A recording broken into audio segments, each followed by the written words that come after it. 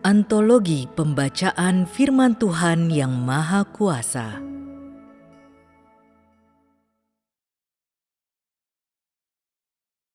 Juru Selamat telah datang kembali di atas awan putih.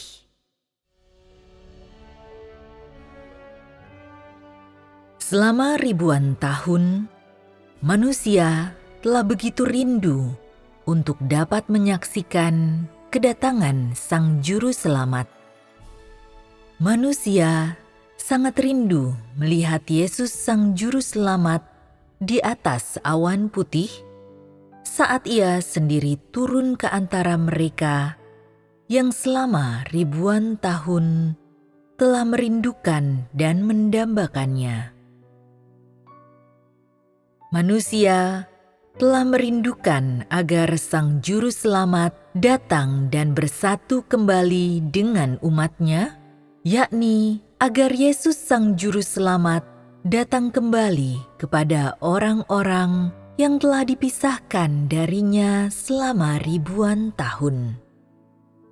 Manusia berharap Ia akan melakukan lagi pekerjaan penebusan yang dahulu dilakukannya di antara orang Yahudi, akan berbelas kasihan dan mengasihi manusia, akan mengampuni dosa manusia, menanggung dosa manusia, dan bahkan menanggung segala pelanggaran manusia, serta membebaskan manusia dari dosa.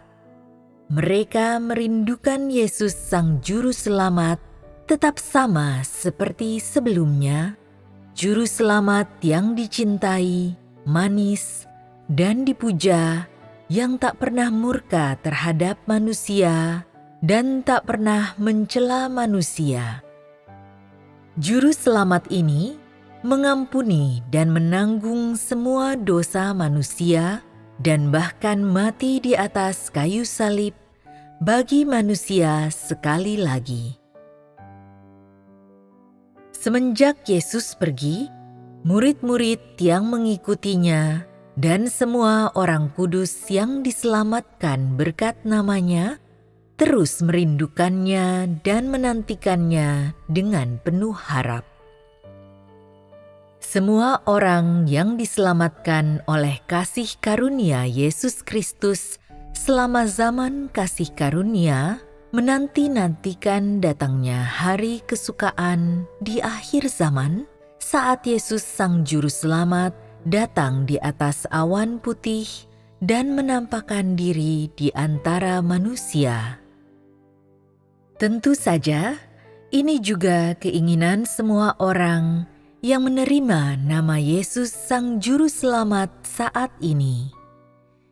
Di seluruh alam semesta, semua orang yang mengenal keselamatan dari Yesus Sang Juru Selamat sangat mendambakan kedatangan Yesus Kristus yang tiba-tiba untuk menggenapi firman-Nya ketika berada di bumi. Aku akan datang dengan cara yang sama seperti aku pergi. Manusia percaya bahwa setelah penyaliban dan kebangkitan, Yesus kembali ke surga di atas awan putih, lalu mengambil tempatnya di sebelah kanan yang maha tinggi. Begitu pula, manusia beranggapan bahwa Yesus akan turun sekali lagi di atas awan putih. Awan ini mengacu pada awan yang dinaiki Yesus waktu Ia kembali ke surga ke antara orang-orang yang sangat mendambakannya selama ribuan tahun, dan bahwa Ia akan mengambil rupa orang Yahudi dan mengenakan pakaian mereka. Setelah menampakkan diri kepada manusia, Ia akan mengaruniakan makanan kepada mereka dan membuat aliran-aliran air hidup menyembur bagi mereka, dan akan hidup di antara manusia, penuh kasih karunia dan kasih, hidup dan nyata. Demikian seterusnya.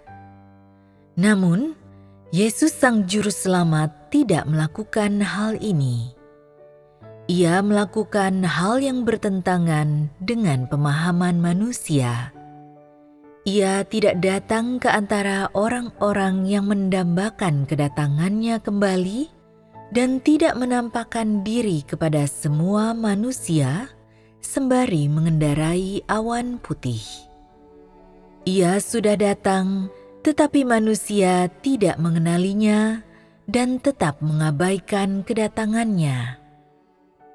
Manusia hanya menantikannya tanpa tujuan, tanpa menyadari bahwa ia telah turun di atas awan putih, awan yang adalah rohnya, perkataannya, dan seluruh wataknya, serta seluruh keberadaannya, dan kini ia berada di antara sekelompok pemenang yang akan dibentuknya pada akhir zaman. Manusia tidak mengetahui hal ini. Walaupun Yesus Juru Selamat yang kudus itu penuh kasih sayang dan mengasihi manusia, bagaimana mungkin ia bekerja dalam bait yang didiami oleh roh-roh yang cemar dan najis? Meskipun manusia sedang menantikan kedatangannya, bagaimana mungkin ia menampakkan diri kepada orang-orang yang memakan daging orang yang tidak benar, meminum darah orang yang tidak benar, mengenakan pakaian orang yang tidak benar, yang percaya kepadanya tetapi tidak mengenalnya, dan yang selalu menuntutnya? Manusia hanya mengetahui bahwa Yesus Sang Juru Selamat itu penuh kasih dan belas kasihan, dan ia adalah korban penghapus dosa yang penuh penebusan. Akan tetapi, manusia tidak tahu bahwa ia juga adalah Tuhan itu sendiri yang sangat penuh dengan kebenaran, kemegahan, murka, dan penghakiman, memiliki otoritas, serta penuh dengan kehormatan. Oleh karena itu, meskipun manusia sungguh-sungguh mendambakan dan menginginkan kedatangan kembali Sang Penebus, dan meskipun surga tergerak oleh doa-doa manusia, Yesus Sang Juru Selamat tidak menampakkan diri kepada mereka yang percaya kepadanya, tetapi tidak mengenalnya. Yahwe adalah nama yang aku pakai selama pekerjaanku di Israel, dan yang artinya Tuhan orang Israel, bangsa pilihan Tuhan yang dapat mengasihani manusia, mengutuk manusia, dan membimbing hidup manusia. Yang artinya Tuhan yang memiliki kuasa besar dan penuh dengan hikmat. Yesus adalah Immanuel, dan yang artinya korban penghapus dosa yang penuh kasih, belas kasihan, dan menebus manusia. Ia melakukan pekerjaan zaman kasih karunia dan mewakili zaman kasih karunia, dan hanya dapat mewakili satu bagian rencana pengelolaan. Dengan kata lain, hanya Yahwe-lah Tuhan umat pilihan Israel, Tuhan Abraham, Tuhan Ishak, Tuhan Yakub, Tuhan Musa, dan Tuhan seluruh bangsa Israel. Begitu pula di zaman sekarang ini, semua orang Israel selain suku Yehuda menyembah Yahwe.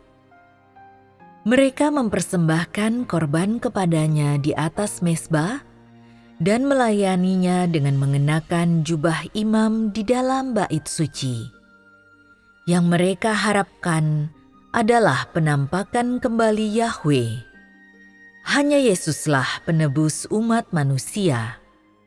Dialah korban penghapus dosa yang menebus umat manusia dari dosa. Dengan kata lain, nama Yesus berasal dari zaman kasih karunia dan ada karena pekerjaan penebusan pada zaman kasih karunia. Nama Yesus ada agar orang-orang pada zaman kasih karunia dapat lahir baru dan diselamatkan, dan merupakan nama teristimewa bagi penebusan seluruh umat manusia. Jadi, nama Yesus mewakili pekerjaan penebusan dan menandai zaman kasih karunia. Nama Yahweh adalah nama teristimewa bagi bangsa Israel yang hidup di bawah hukum Taurat. Di setiap zaman dan setiap tahap pekerjaan, namaku bukan tanpa dasar, tetapi mengandung makna yang bersifat mewakili. Setiap nama mewakili satu zaman. Yahweh mewakili zaman hukum Taurat dan merupakan sebutan kehormatan bagi Tuhan yang disembah oleh bangsa Israel. Yesus mewakili zaman kasih karunia dan merupakan nama Tuhan bagi semua orang yang ditebus selama zaman kasih karunia. Jika manusia masih rindu akan kedatangan Yesus Sang Juru Selamat pada akhir zaman dan masih berharap Ia datang dalam citra diri yang dikenakannya di Yudea, maka seluruh rencana pengelolaan 6.000 tahun akan terhenti pada zaman penebusan dan tidak dapat bergerak maju lagi. Selanjutnya, akhir zaman tidak akan pernah datang, dan zaman ini tidak akan pernah berakhir. Itu karena Yesus Sang Juru Selamat hanya dimaksudkan untuk penebusan dan penyelamatan umat manusia. Aku memakai nama Yesus demi semua orang berdosa di zaman kasih karunia, tetapi itu bukan nama yang akan aku pakai untuk membawa seluruh umat manusia kepada akhirnya. Meskipun Yahweh, Yesus, dan Mesias semua mewakili Rohku, nama-nama ini hanya menandai zaman-zaman yang berbeda dalam rencana pengelolaanku dan tidak mewakili aku seutuhnya. Nama-nama yang dipakai orang-orang di bumi untuk menyebut aku tidak dapat mengungkapkan watakku secara utuh dan seluruh keberadaanku. Nama-nama itu hanyalah nama-nama panggilanku dalam zaman-zaman yang berbeda. Oleh karena itu, saat zaman terakhir, akhir zaman, tiba, namaku akan berubah lagi. Aku tak akan dipanggil Yahweh atau Yesus, apalagi Mesias, tetapi akan disebut Tuhan yang Maha Kuasa itu sendiri yang penuh kuasa, dan dengan nama ini aku akan membawa segala zaman menuju pada akhirnya. Aku pernah dikenal sebagai Yahweh. Aku juga pernah dipanggil Mesias, dan orang-orang pernah memanggilku Yesus Sang Juru Selamat karena mereka mengasihi dan menghormatiku. Namun saat ini, aku bukan Yahweh ataupun Yesus yang dikenal orang di masa lampau itu. Aku adalah Tuhan yang datang kembali pada akhir zaman, Tuhan yang akan membawa zaman ini menuju akhir. Akulah Tuhan itu sendiri yang bangkit di ujung-ujung bumi, syarat dengan keseluruhan watakku dan penuh dengan otoritas, hormat, serta kemuliaan. Orang-orang tidak pernah menjalin hubungan denganku, tidak pernah mengenalku, dan tidak tahu tentang watakku. Sejak penciptaan dunia hingga saat ini, tidak seorang pun pernah melihatku. Inilah Tuhan yang menampakkan diri kepada manusia pada akhir zaman, tetapi tersembunyi di antara manusia. Ia berdiam di antara manusia, benar dan nyata, seperti matahari yang menyala-nyala dan lidah api, penuh dengan kuasa dan syarat akan otoritas. Tidak ada satu orang atau perkara pun yang tidak akan dihakimi oleh firman-Ku, dan tidak satu orang atau perkara pun yang akan luput dari pemurnian melalui nyala api. Pada akhirnya, segala bangsa akan diberkati karena firman-Ku, dan juga dihancurkan berkeping-keping karena firman-Ku. Dengan demikian, semua orang pada akhir zaman melihat bahwa Akulah Juru Selamat yang datang kembali, Akulah Tuhan yang Maha Kuasa yang menaklukkan semua umat manusia. Aku pernah menjadi korban penghapus dosa manusia, tapi di akhir zaman, aku juga menjadi terik matahari yang membakar segala sesuatu dan juga matahari kebenaran yang menyingkapkan segala sesuatu. Demikianlah pekerjaanku di akhir zaman. Aku memakai nama ini, dan aku penuh dengan watak demikian, supaya semua orang dapat melihat bahwa Akulah Tuhan yang benar, dan matahari yang menyala-nyala, dan lidah api. Supaya semua dapat menyembahku, satu-satunya Tuhan yang benar, dan supaya mereka dapat melihat rupaku yang sejati. Aku bukan hanya Tuhan orang Israel, dan bukan hanya Sang Penebus. Aku adalah Tuhan atas segala ciptaan di seluruh langit dan di seluruh bumi dan di lautan. Ketika Sang Juru Selamat datang pada akhir zaman, seandainya Ia masih disebut Yesus dan sekali lagi terlahir di Yudea dan melakukan pekerjaannya di Yudea, maka hal ini akan membuktikan bahwa Aku hanya menciptakan bangsa Israel dan hanya menebus bangsa Israel, dan Aku tidak mempunyai hubungan apa-apa dengan bangsa-bangsa bukan Yahudi. Bukankah ini akan berlawanan dengan firman-Ku, bahwa Akulah Tuhan yang menciptakan langit dan bumi dan segala sesuatu? Aku meninggalkan Yudea dan melakukan pekerjaanku di antara bangsa-bangsa bukan Yahudi, karena Aku bukan hanya Tuhan atas bangsa Israel, tetapi Tuhan atas seluruh ciptaan.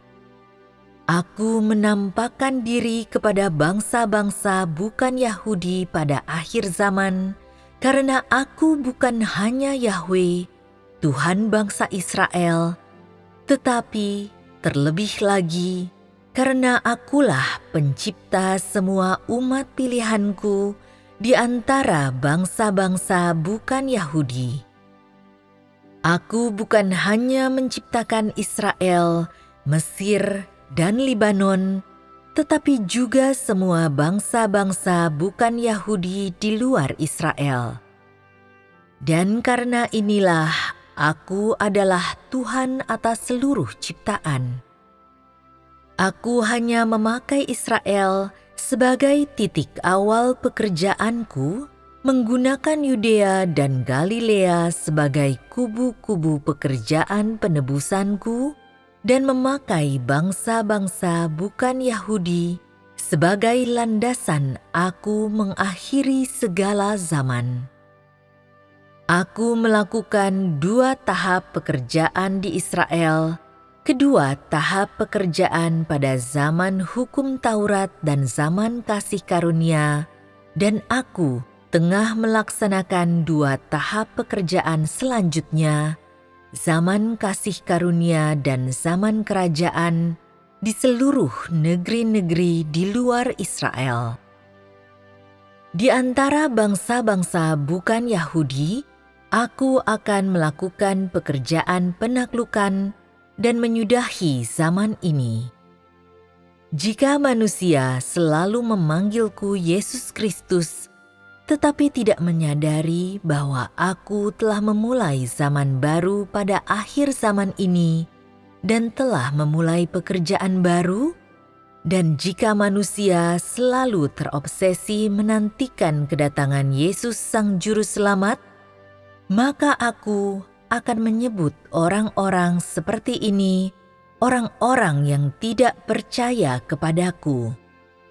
Mereka adalah orang-orang yang tidak mengenalku, dan kepercayaan mereka kepadaku palsu. Mungkinkah orang-orang seperti ini menyaksikan kedatangan Yesus Sang Juru Selamat dari surga? Yang mereka nantikan bukanlah kedatanganku, tetapi kedatangan Raja orang Yahudi.